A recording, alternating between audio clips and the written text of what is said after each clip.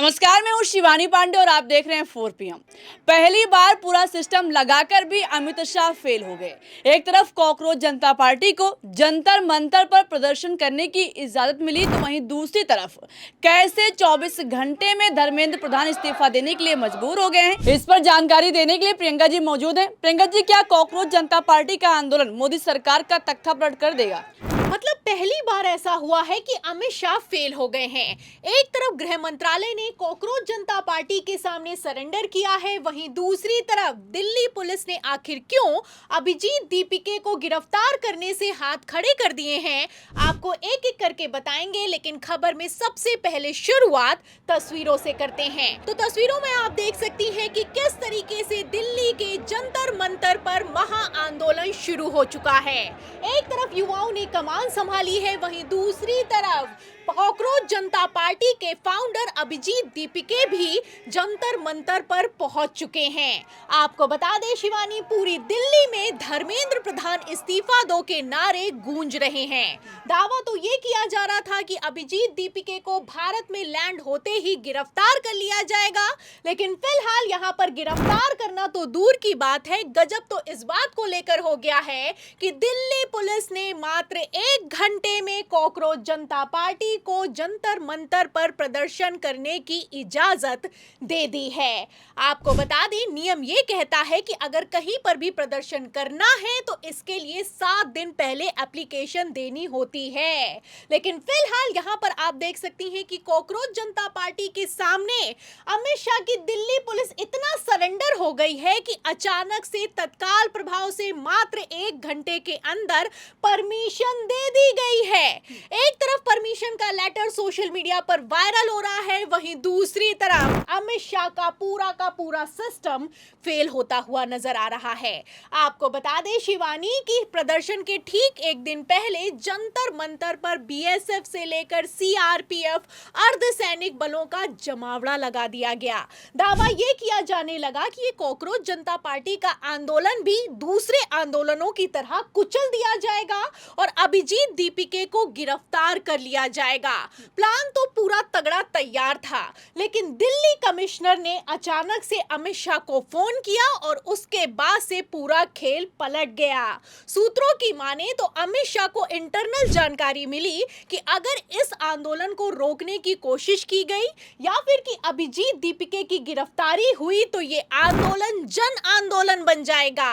ऐसे हालातों में अमित शाह ने आनन फानन में दिल्ली पुलिस को आदेशित किया कि प्रदर्शन की इजाजत दी जाए। वहीं दूसरी तरफ आप देख सकती हैं कि किस तरीके से इस जंतर मंतर के आंदोलन ने मोदी सरकार को हिलाने का काम किया है। आपको बता दें कि एक तरफ आदेश पारित हुआ है दिल्ली पुलिस की तरफ से, वहीं दूसरी तरफ अभिजीत दीपिके की तरफ से जानकारी देते हुए लिखा गया कि दिल्ली पुलिस ने जंतर मंतर पर प्रदर्शन की मंजूरी दे दी है। अब हमें पहले की योजना के अनुसार पार्लियामेंट स्ट्रीट पुलिस स्टेशन जाने की जरूरत नहीं है।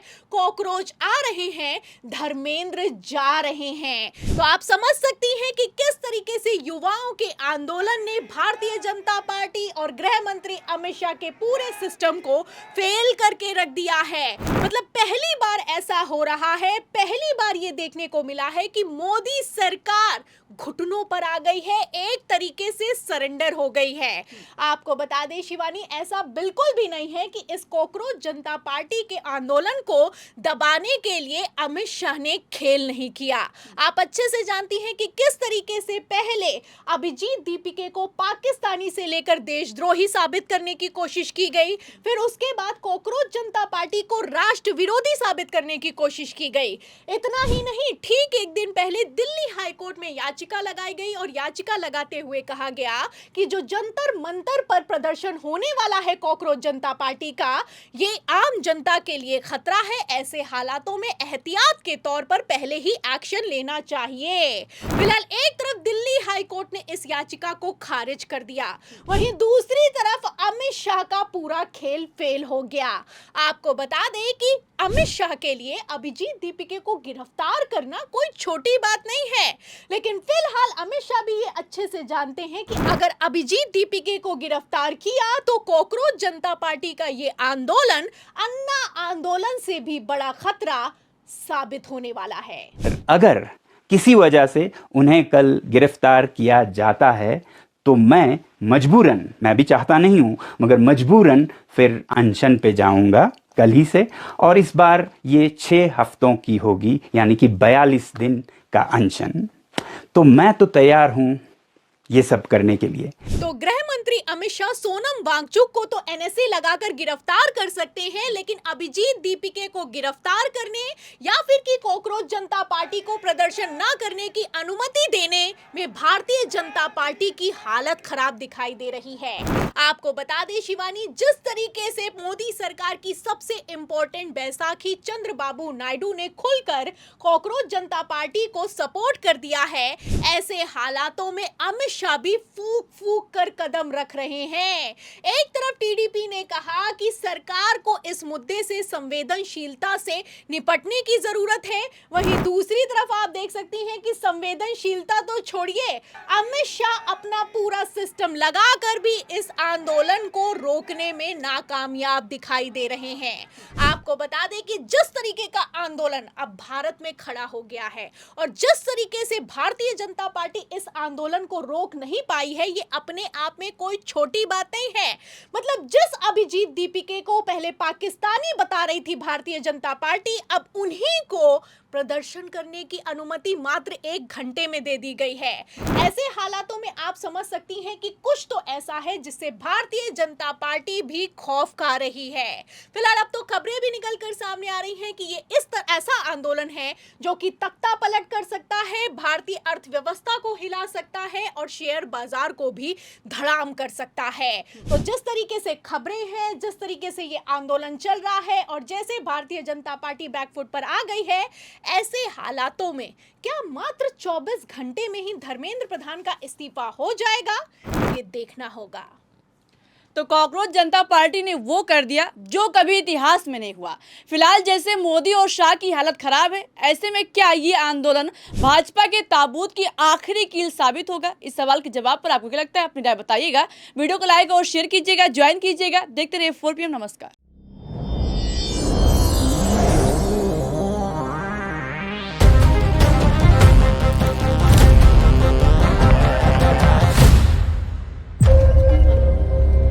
सर, अगर हमारे फॉरेन एक्सचेंज रिजर्व $1 बिलियन के ऊपर है, मतलब हम इस रेड लाइन के ऊपर हैं। Okay. और 1 बिलियन से नीचे मतलब India has gone bankrupt 1 month. इस मुद्दे पर तो हमारी सरकार चली जाएगी। कुर्सी पे दिमक लग जाएगा तो नया कुर्सी आ जाएगा। देश दूसरा कहां से लाएगा सर? महंगाई सिर्फ अकेले नहीं आती सर, भूख के साथ आती है, और भूख कुछ भी करवा सकती है। क्राइम, दंगे, फसाद, अनार्की और मे बी ये सिविल वॉर।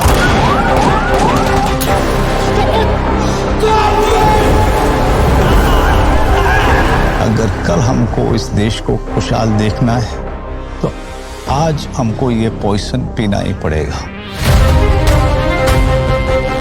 आपको लगता है कि हमारा देश सिर्फ पॉलिटिशियंस और आप जैसे ब्यूरोक्रेट्स की वजह से चल रहा है? We the people, we are the nation. असली धन वही है जो अपने हाथ में हो। सर, हमारा रखा हुआ सोना जरूरत में काम नहीं आए तो ये कैसा धन है? क्या हमें सोना फिजिकली देश के बाहर भेजना होगा? थूकेगा पूरा देश हम पर। ये हमारा आखिरी चांस है।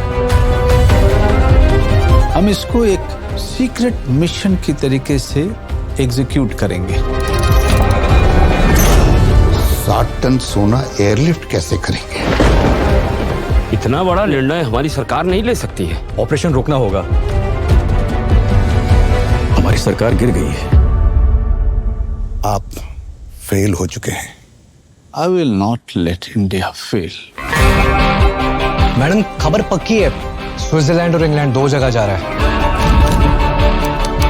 आरबीआई का सोना, देश का सोना, देश बेचने निकले आप लोग। बेचना और बचाना में एक मात्रा का डिफरेंस है।